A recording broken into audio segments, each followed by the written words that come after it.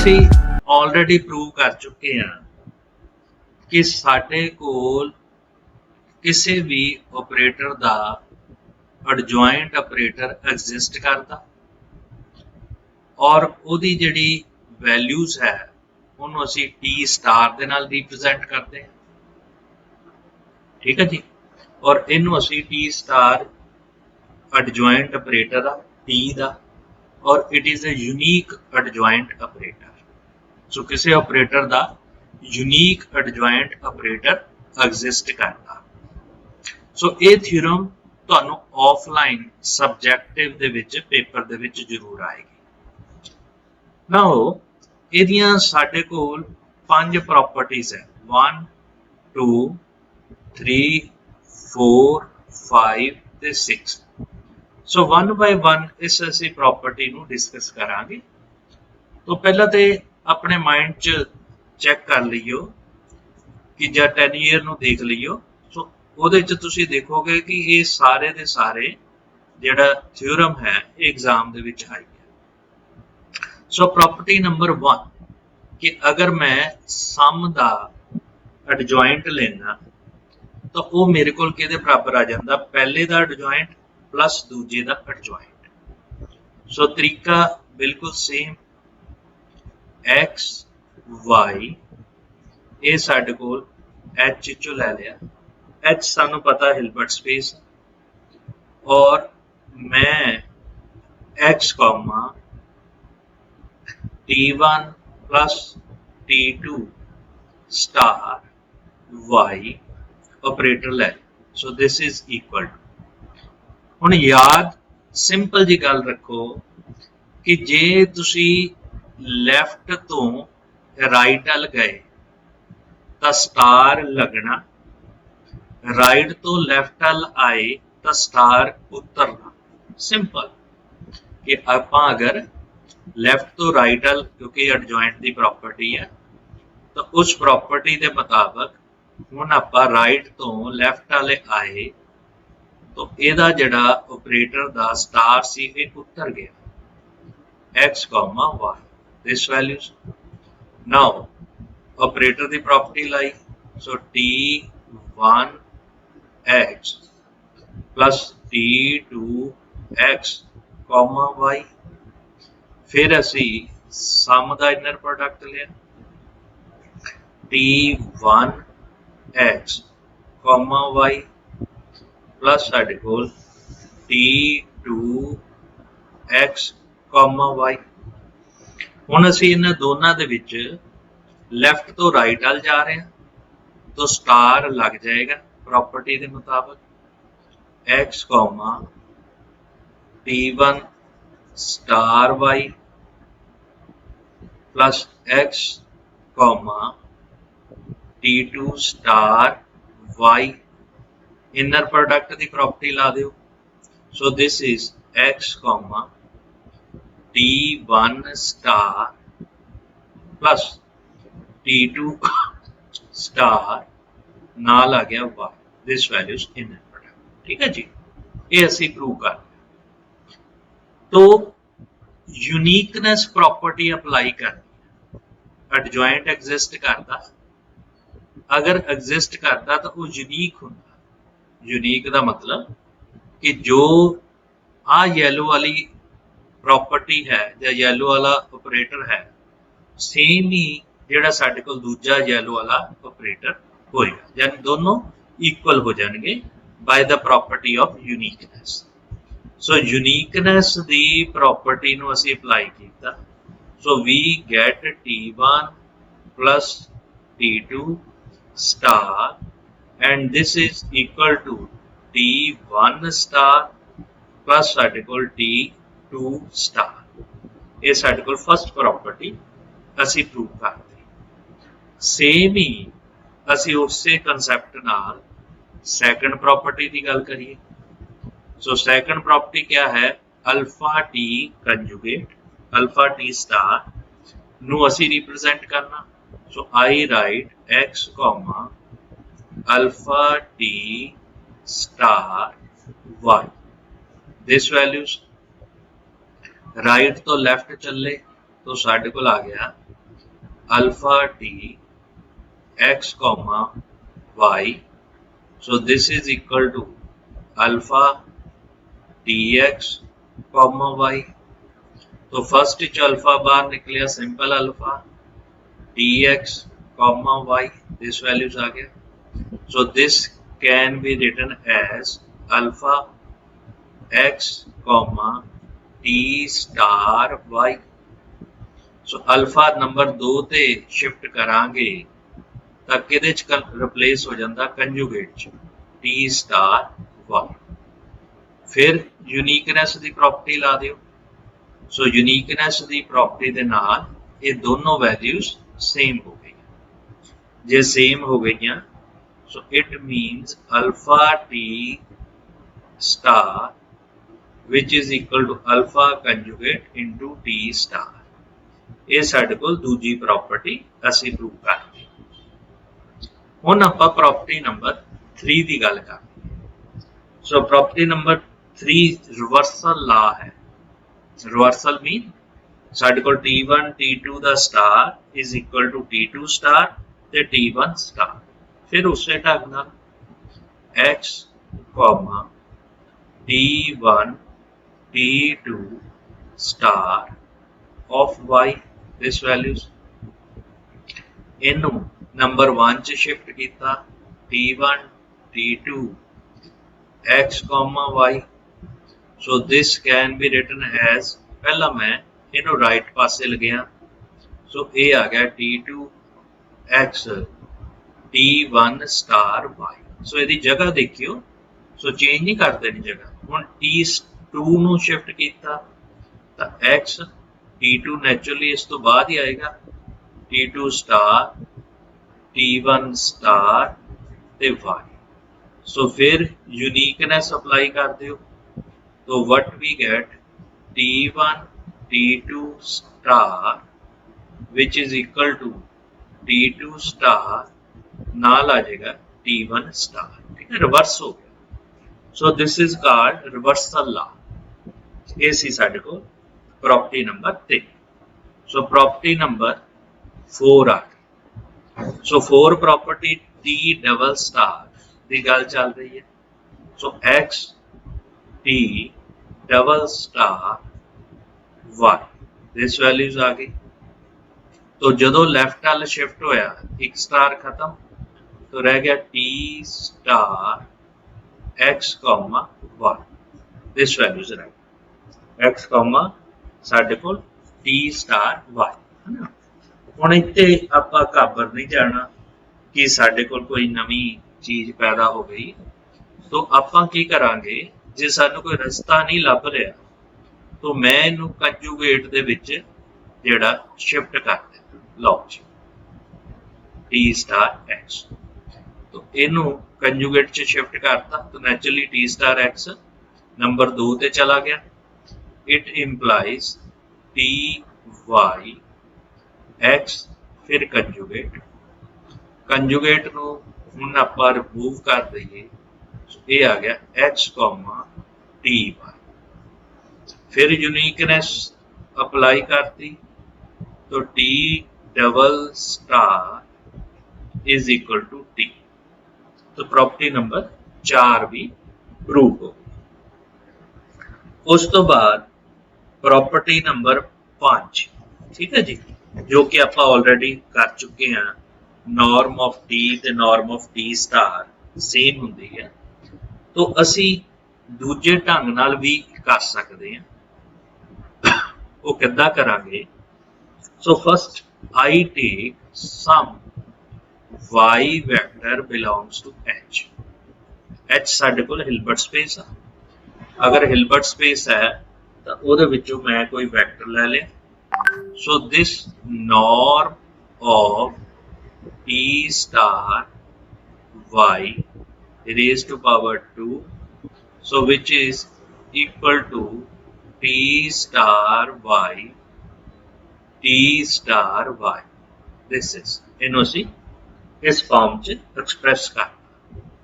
तो माइंड च तुहानू पता कि जे लैफ्ट तो राइट गए तो T जिहड़ा साडे कोल है वो उतरना, जे राइट तो लैफ्ट आए तो टी स्टार एक लग जाना। तो मेरे को आ गया टी डबल स्टार, एक स्टार तो सी, फिर आया टी स्टार, फिर आया वाई, फिर आया वाई। सो डबल स्टार तुसी प्रूव कर चुके हैं टी दे बराबर आ T star Y comma Y this values. So साडे कोल दिस वैल्यूज आ गया। कॉची-स्क्वार्ज इनइक्वालिटी ਇਹਦੇ ਤੇ ਅਪਲਾਈ ਕੀਤੀ। सो this is a norm of t t star y into norm of y। Simple Schwarz inequality apply करती और लैफ्ट हैंड साइड ते मेंशन भी कर देने भी ਅਸੀਂ स्कावर्ज इनइक्वालिटी अप्लाई ਕੀਤੀ। टी बाउंडेड ऑपरेटर आ तो बाउंडेड ਦੀ डेफिनेशन अप्लाई कर ਦਿਓ। सो दिस इज टी, फिर आया norm of t y। So this is norm of y। Clear हो गया जी। ਜਦੋਂ norm of T Y non zero तो साडे कोल ये कैंसल हो गया एक term. So what we get T star Y less than equal to norm of T into norm of Y. ठीक है, क्योंकि लैफ्ट हैंड साइड से सी ਇਹਦਾ स्केयर, इस टर्म ਦਾ स्केयर, तो एक ਇਹਦੇ ਨਾਲ कैंसल हो गया तो सिंपल रह गया। So it implies by definition supremum of norm of t star y such that norm of less than equal to 1। ठीक है जी, एक ਇਹਦੇ ਤੋਂ ਲੈਸ ਹੋ ਜਾਏਗੀ norm of t। क्यों? क्योंकि norm of y less than equal to 1 हो गया तो इस प्रॉपर्टी ਨੂੰ ਅਪਲਾਈ ਕੀਤਾ। So what we get norm of t star is less than equal to norm of t। ये ਤੁਹਾਡਾ हाफ पार्ट ਅਸੀਂ प्रूव करते। नाउ अगर norm of t star ਦੀ ਗੱਲ ਹੋ ਗਈ, ਹੁਣ ਅਸੀਂ ਕੀ प्रूव करना कि norm of t star ਜਿਹੜਾ greater than equal to t हो जाए। सो कुछ नहीं करना, simply replace t by t star। Simple, क्योंकि आ सारी प्रॉपर्टी जी हरेक ऑपरेटर ਲਈ ट्रू है। तो अगर हरेक ਲਈ ट्रू है तो टी स्टार ਲਈ भी ट्रू होएगी। सो इट इंप्लाइज नॉट टी डबल स्टार आ गया less than equal to norm of T star.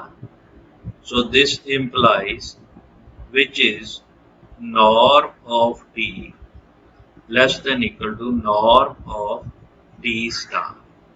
So this is a equation number 2।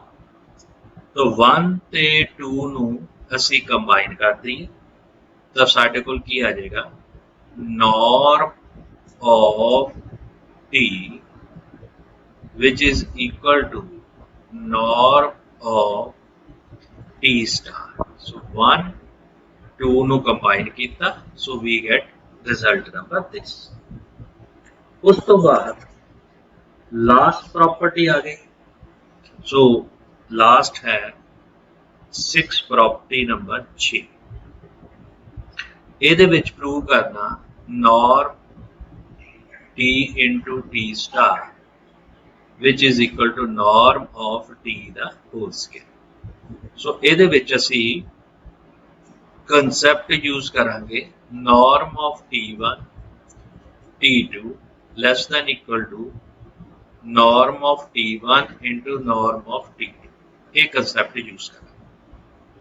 so first by using this result सानू पता norm t into t star। so this is less than equal to norm of t into norm of t star। ठीक है जी। अगला concept तुसी आ use कर लो, right. जो अगला concept ये यूज किया सो मेरे को टर्म बन गई this values less than equal to, so this is a less than equal to norm t which is equal to norm of t the power 2. It implies norm of t into t star which is equal to norm of t raised to power 2.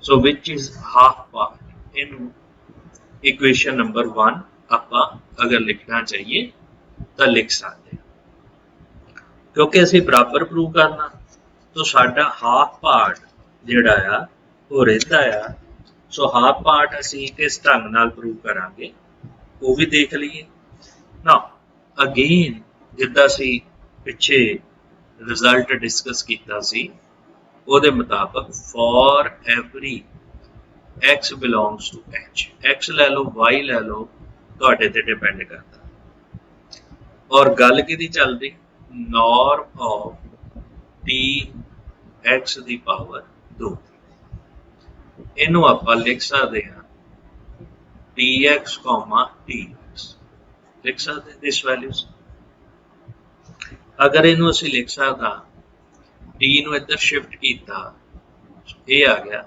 t star t x, x ਸੋ ਘਾਬਰਨਾ ਨਹੀਂ ਹੁਣ ਆਪਾਂ ਕਰ ਸਕਦੇ ਹਾਂ ਕਿਉਂ t ਨੂੰ ਤੁਸੀਂ ਲਿਖ ਸਕਦੇ t ਡਬਲ ਸਟਾਰ ਜਦੋਂ ਲੈਫਟ ਵੱਲ ਸ਼ਿਫਟ ਕੀਤਾ ਇੱਕ ਸਟਾਰ ਖਤਮ ਹੋ ਗਿਆ ਤੁਹਾਡੇ ਕੋਲ ਇਹ ਵੈਲਿਊਜ਼ ਆ ਜਾਏ ਹੁਣ ਆਪਾਂ ਲਾ ਦਈਏ ਕੌਚੀ ਸਕਾਵਰਜ ਇਨਇਕੁਐਲਿਟੀ ਸੋ ਕੌਚੀ ਸਕਾਵਰਜ ਇਨਇਕੁਐਲਿਟੀ ਨਾਲ norm t star t x into norm of x ਇੱਥੇ ਤੱਕ ਪਹੁੰਚ ਗਏ ਠੀਕ ਸੋ ਅਗਰ ਅਸੀਂ ਇਸ ਜਗ੍ਹਾ ਤੱਕ ਪਹੁੰਚ ਗਏ ਔਰ ਆਪਾਂ ਪ੍ਰੂਵ ਕੀ ਕਰਨਾ ਚਾਹੁੰਦੇ norm of x ਦਾ ਹੋਲ ਸਕੇਅਰ ਹੁਣ ਇਹਨੂੰ ਧਿਆਨ ਨਾਲ ਸਮਝੋ ਇਹ ਕੀ ਹੈ ਕੰਪੋਜ਼ਿਟ ਫੰਕਸ਼ਨ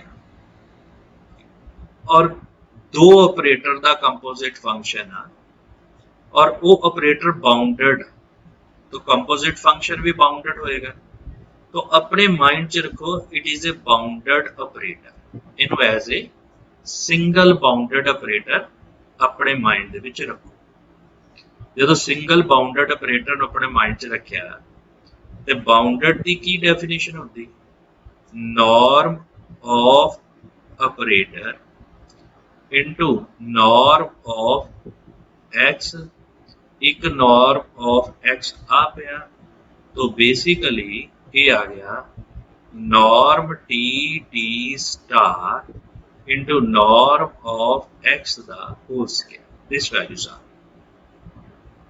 तो left hand side ਨੂੰ मैं इस ढंग ਦੇ ਨਾਲ represent करती norm of t and t star ਦੇ ਬਰਾਬਰ So what is this basically ਸਾਨੂੰ ਪਤਾ it is a supremum of ਸਾਨੂੰ ਪਤਾ ਕਿ this norm tx norm of x less than equal to 1 ਇਹ ਕੀ ਹੋ ਜਾਏਗਾ ਅਗਰ ਤੁਸੀਂ ਇਹਦਾ ਸਕੁਅਰ ਲੈਣੇ ਆ ਉਹ ਸਕੁਅਰ ਕਿਹਦੇ ਚ ਕਨਵਰਟ ਹੋ ਜਾਏਗਾ ਉਹ this ਸਕੁਅਰ ਦੇ ਬਰਾਬਰ ਆ ਜਾਏਗਾ ਜਿਹੜੀ this power है ये खत्म हो गई तो this स्क्वायर के बराबर आ गई तो इधर सुप्रीमम लिया so this is what is this is a less than equal to norm t into t star this values are इतने स्क्वायर भी करना कर सकते हैं क्योंकि दोनों वैल्यू तो सेम ही है क्योंकि पॉजिटिव नंबर है स्क्वायर भी तो पॉजिटिव ही होना अगर साडे कोल this values आ गई it implies what is this it is a norm t the power 2 norm t the power 2 less than equal to t into t star so इनू मैं equation number 2 लिख लिया the equation number 2 लिख लिया so norm of t which is equal to norm of t into t star So this is by equation 1 and 2. Clear जी। पर ये सारिया properties सानू पता होनी चाहिए। क्वेश्चन नंबर 1 जेड़ा है वो आप ऑलरेडी प्रूव कर चुके। वो कहते शो दैट, ये भी इंपॉर्टेंट क्वेश्चन है, this is equal to norm of T square. ये आप हुणे प्रॉपर्टी 6 दे विच प्रूव किया बिल्कुल उसे टाइम। दूजा, अगर मैं जीरो ऑपरेटर का एडजॉइंट करा वो भी जीरो के बराबर हुंदा। सो आइडेंटिटी ऑपरेटर का एडजॉइंट भी इटसेल्फ हुंदा। और तीजा, अगर टी मेरे को नॉन सिंगुलर ऑपरेटर है तो टी स्टार भी नॉन सिंगुलर होएगा और T star the inverse T inverse star के बराबर होएगा। और थर्ड, असी 1-1 ऑन टू मैपिंग टी ते टी स्टार दे विच डिस्कस कर। तो बहुत सौखे सौखे जे रिजल्ट है। सो पहला आपा कर चुके हैं, सो ओदी कोई गलबात नहीं है। तो आपा क्वेश्चन नंबर 2 नू पकड़ लें। क्वेश्चन नंबर 2 दे विच सब तो पहला जीरो ऑपरेटर की गल हो रही है, कोई इशू नहीं। मान लो X Y belongs to H, H mean Hilbert space. जे हिलबर्ट स्पेस नू बिलोंग कर रहा तो सानू पता X comma 0 star Y this values इनू लिख सकते हैं zero operator X comma Y this values आ गई। और यदी वैल्यूज 1.0 हो गया, दूजा वाई हो गया। सो इनर प्रोडक्ट 0 के बराबर आ गया। क्लियर हो गया जी। इनर प्रोडक्ट साढ़े को 0 के बराबर आ। दूजे पासे अगर तुसी x0 y लेने वो भी x कॉमा 0 हुंदा और ओदी वैल्यू भी 0 आ जाती। सो it implies x comma 0 star y is equal to x comma 0 y by uniqueness 0 operator star is equal to 0। Same identity ली करांगे बिल्कुल उससे ढंग ना। सो आइडेंटिटी लई भी सेम हो जाएगा। अगर मैं x कॉमा आई स्टार y चूज कर लिया, ये बन जाएगा आई एक्स कॉमा वाई, ये बन गया एक्स कॉमा वाई और ये बन गया X comma identity of Y. So to prove the uniqueness I star is equal to I, identity operator का एडजॉइंट भी इटसेल्फ हो। सो मेन आ गई टी की गल कि जे टी नॉन सिंगुलर आ तो टी स्टार भी नॉन सिंगुलर होएगा। So since T operator is a non singular, so non singular का मतलब इनवर्टेबल होता। ठीक है जी। ਇਹਦਾ मतलब टी का इनवर्स एग्जिस्ट करेगा।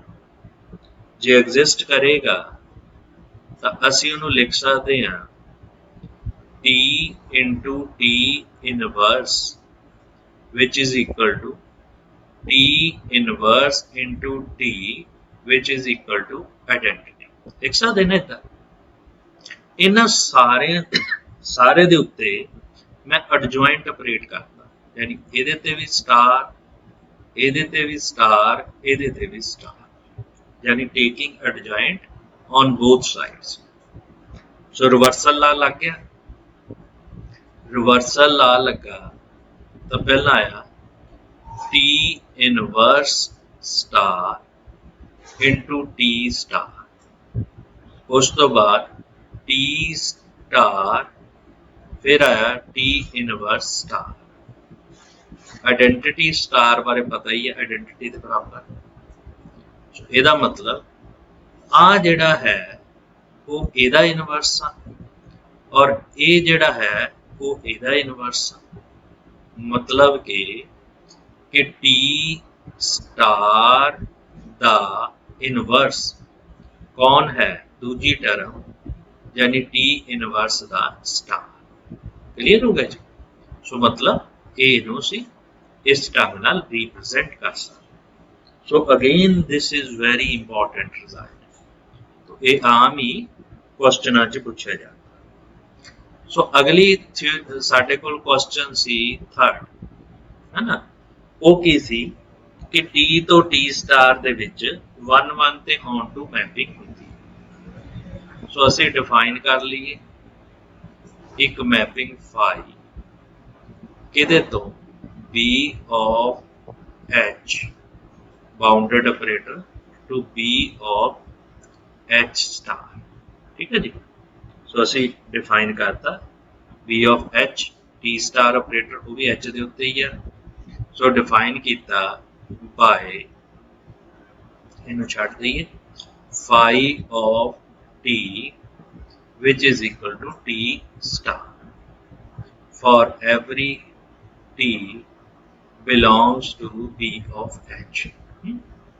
So 1-1 correspondence मतलब 1-1 मैपिंग ते ऑन। सो फर्स्ट 1-1 प्रूव करिए। Let T1 T2 it belongs to B of H और phi of T1 phi of T2 ਨੂੰ ਅਸੀਂ ਬਰਾਬਰ ਲੈ ਲਿਆ। let it implies definition ਲਾਤੀ T1 star is equal to T2 star। definition apply कर। now ਹੁਣ ਇਹ star cancel ਕਿੱਦਾਂ ਹੋਣਾ, taking adjoint on both sides मतलब T1 star C एक स्टार हो ले लो, T2 स्टार C एक स्टार इधर भी आ गया, एडजॉइंट लिया। So double star means itself, this is T1 equal to T2। So phi साडे को 1-1 मैपिंग आ गई। अगली गल ऑन टू दी मतलब कि हरेक राइट हैंड साइड का पिछले बन्ने प्री इमेज हो। मतलब असी टी स्टार लिया ते टी लभना। Now T star B of H च लिया यानी bounded operator on Hilbert space. और सानू पता हरेक ऑपरेटर का एडजॉइंट होता। सो देयर एग्जिस्ट ਇਹਦਾ एडजॉइंट कौन होएगा, डबल स्टार है ना। डबल स्टार कौन होंदा, टी और एक इनू बिलोंग करता बी ऑफ एच दे which such that phi of t या phi of t double star is equal to t double star। it means this mapping is a onto और phi mapping साडे कोल 1-1 हो गई ते नाल दे नाल on to हो गई। ਇਹਦਾ मतलब t ਤੇ टी स्टार ਦੇ ਵਿੱਚ 1-1 correspondence